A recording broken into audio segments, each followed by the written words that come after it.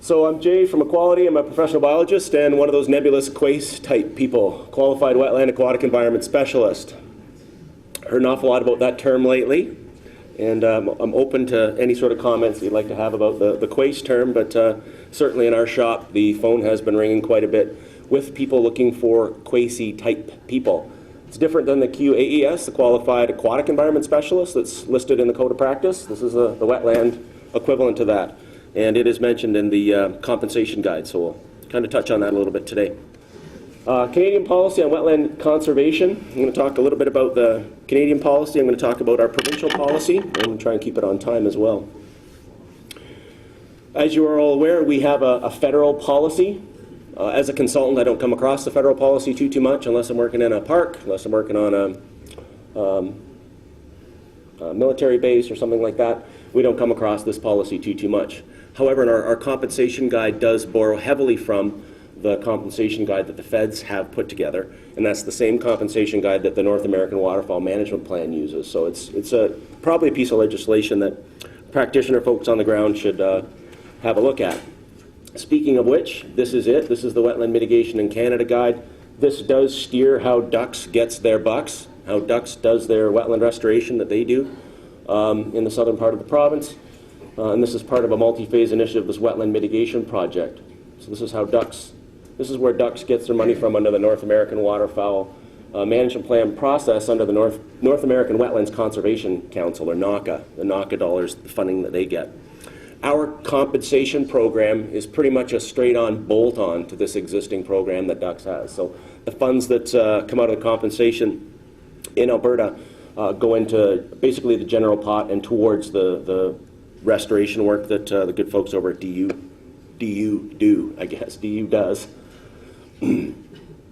When development is proposed that affects a wetland, the following options are to be used. In order of descending order of preference, we are to avoid that loss or degradation of wetlands. We're supposed to minimize that loss or degradation, and we want to compensate only as a last resort. Lots of literature, lots of papers have been written lately about how we have sort of been sidestepping that avoiding piece, and we go straight into the compensation piece. And there's some validity to that criticism, and I'm encouraging industry to document where they've been able to avoid when they've done avoidance, because by the time it lands on the regulator's desk, they don't see what steps have been taken to avoid. Compensation options are restoration of wetlands, construction of wetlands, or enhancement of existing wetlands. And again, you see the Canadian flag at the bottom. That is part of the federal regulations, and we've changed that a little bit for our Alberta regulations. So specifically in Alberta, the things that we do, this is a white zone, green zone map, and I apologize for that. But basically, we really only protect wetlands in the white zone.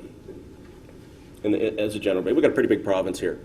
We are not doing a good job of protecting wetlands in the green zone in any way, shape, or form.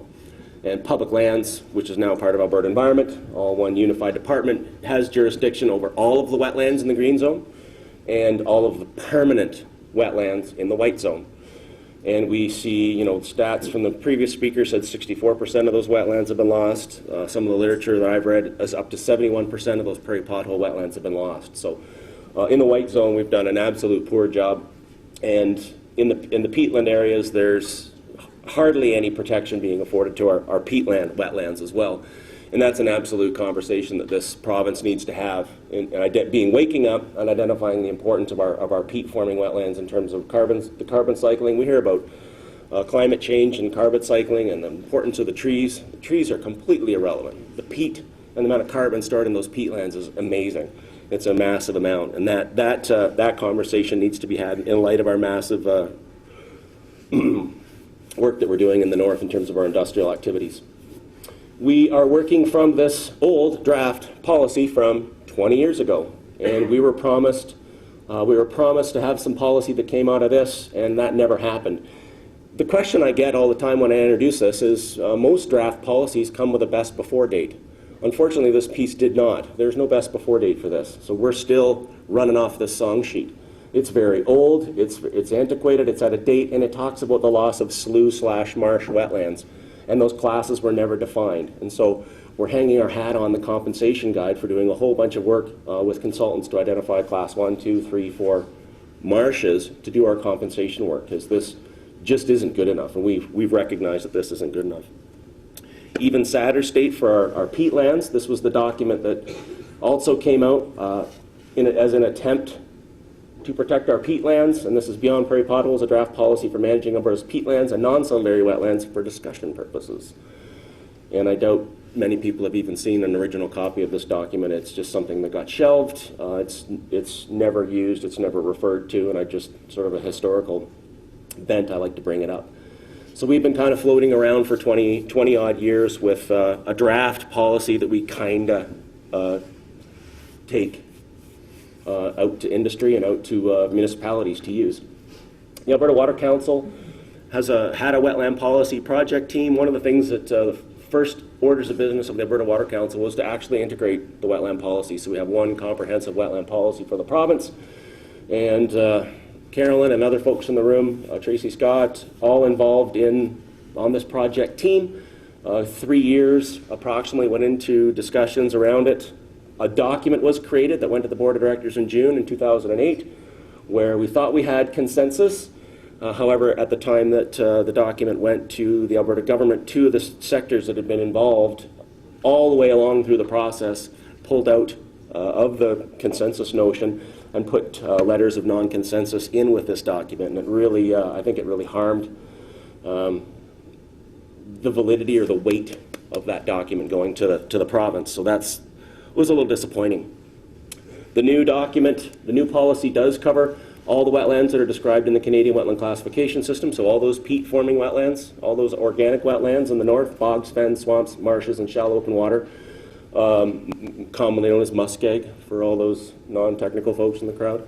Types 1 through 7 of Stewart and Cantrude, commonly known as marshes for the folks in the south part, and all restored natural wetlands as well as wetlands constructed and enhanced for the purposes of wetland mitigation. So finally, we have this comprehensive wetland policy that's good for the white and green zones of the province. In behind that document, Water Council released an implementation plan. The department told us, don't just give us policy, give us the implementation piece behind it, because they had some problems with the mineable oil sand strategy recently, where they came up with a policy with no implementation plan. So this is what document was created to support it, and I think really this is what industry had the biggest amount of trouble with, was this implementation piece and just how this was going to be done.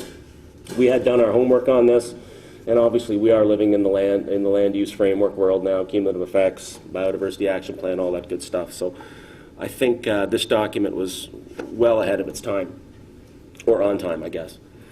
So why is there non-consensus? Well, industry's told us over and over and over again, there simply isn't the land base to do restoration 3-to-1.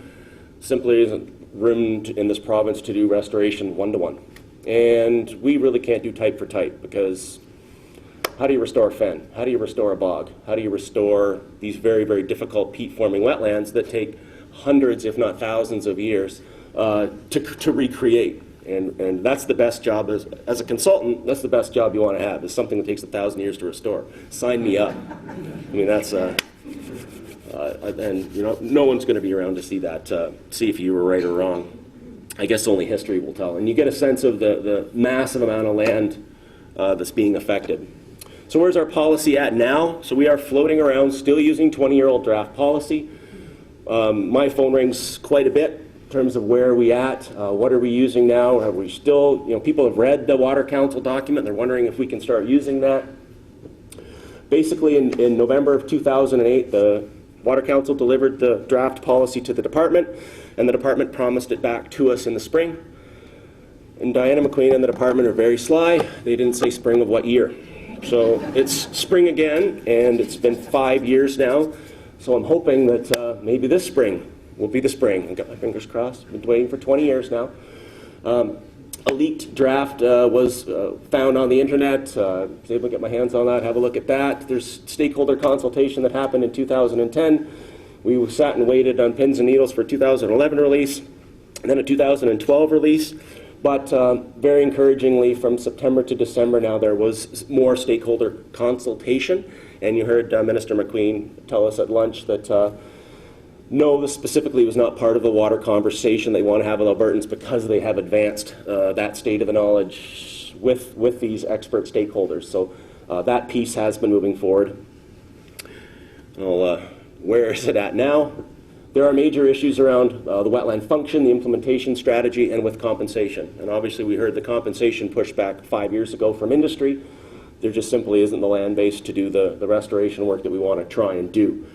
We are moving away from that area-based approach to a wetland function approach. We've heard that now. Several of the speakers ahead of me have already addressed this wetland function piece. Researchers like Dr. Irina Creed and from the University of Western Ontario in London, Suzanne Bailey, Naomi Krogman, Lee Foote, folks like that are all working on this wetland function piece.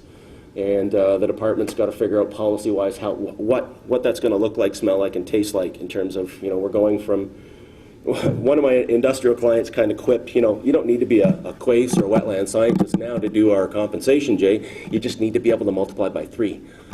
Because you just destroy an acre of wetland and you just need to restore, write a check to ducks for 3 times that amount. So it's a bit of a running joke. No net loss policy for the province has been dropped, and that's somewhat distressing and a little disappointing. There's ongoing dialogue between stakeholders in the province. Researchers are continuing to work on this wetland valuation tools, and an awful lot of emphasis is being put on rapid tools, GIS tools.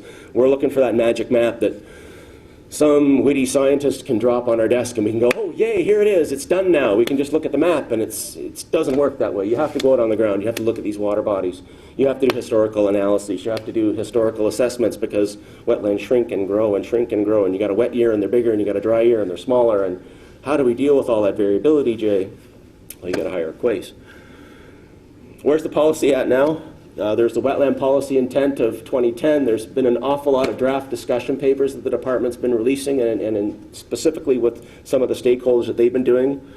Some of those you can get your hands on. Some of those you might have to FOIP.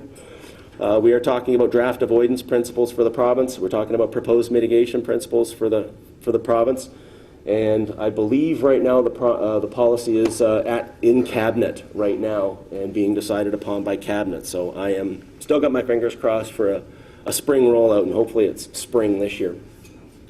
I can't say enough about what about peatlands. The destruction of peatlands in the green zone is very common. A lot of oil and gas activity, a lot of land-based activity, and we know it's extremely difficult to restore and recreate these peatlands, and it takes many, many years to recover, but it is possible. And creating a marsh is much easier to do than creating a peatland. So we've got in-pit lakes in the Fort McMurray area, and some approval writers are starting to put in that thou shalt recreate fen wetlands. So I'm starting to see some of the industrial clients that actually have that written into their approval. And I believe Husky was one of the ones that most recently I've seen, and they actually have to recreate a fen. So there are consultants that are busy working on recreating a fen in the Fort McMurray area. We've been very happy with our compensation process of just cutting a check to the WRA, the Wetland Restoration Authority, and letting ducks go and restore the Class 4 marshes that they do. But we are sidestepping the like-for-like concept. The functions of ecology of peatlands are very different from that of a marsh. So wetland destruction that I see in the Grand Prairie area or the Lac La Biche area or whatever, check gets wrote to Ducks Unlimited, the money comes down to Calgary, the money gets spent in the, that boreal region, and we restore a Class 4 wetland, which is wonderful, but we're sort of sidestepping that like-for-like concept. Some of the rating wetlands curves and things that I've seen, thumbnail sketches back of the napkin, chat over a couple of years, how is it going to look? And we're still working on the wetland value piece. This is someone's idea. We will have a compensation ratio based on, high value wetlands and how scarce those wetlands are. And those are just some of the ideas that we've seen come up. Proposed principles of compensation. Not all wetlands are of equal value. Compensation needs to reflect the differences in relative value. These are some of the things that we're going to need to consider. Compensation must provide additional incentive to avoid high value wetlands. So we're going to need to be out on the landscape identifying our high value wetlands. And that's another maybe a task for municipalities to do. We heard about municipalities and their role with doing watershed planning. Perhaps this is something they'd like to take on doing. Compensation needs to be consistent with the overall goal of replacing lost value. Compensation requirements need to be flexible. So I think we're going to move away from a Wetland Restoration Authority approach, possibly start doing other mechanisms, spending money on science, spending money on doing education, those sort of things with some of those compensation dollars. So we'll see what interesting things the province comes out with there. And again, we continue to hear about compensation needs to be balanced in the context of ecological, social, and economic considerations.